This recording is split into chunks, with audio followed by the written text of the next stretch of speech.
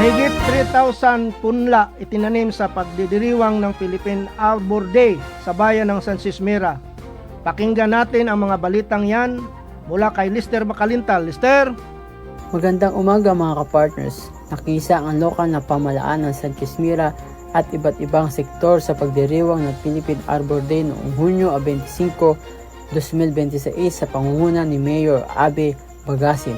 Pinangunahan ng Municipal Environment and Natural Resources Office o MENRO, katuwang ang Department of Environment and Natural Resources o DNR, ang pagtatanim ng puno bilang bahagi ng Philippine Environment Month ng programang Luntiang Bukas.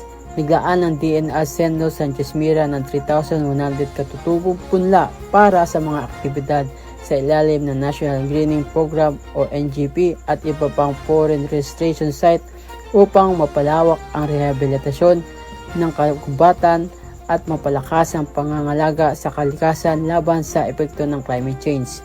Ayon kay Mayor Bagasin, mahalagang maging bahagi ng taunang pagdiriwang ng Arbor Day ang bawat mamayan at kawani ng pamahalaan dahil ang bawat punong itatanim ay magsisilbing pamana para sa susunod na henerasyon. Para sa Diyos at Pilipinas kumahal, Lester Makalintal, kaparte mo sa balita at serbisyo.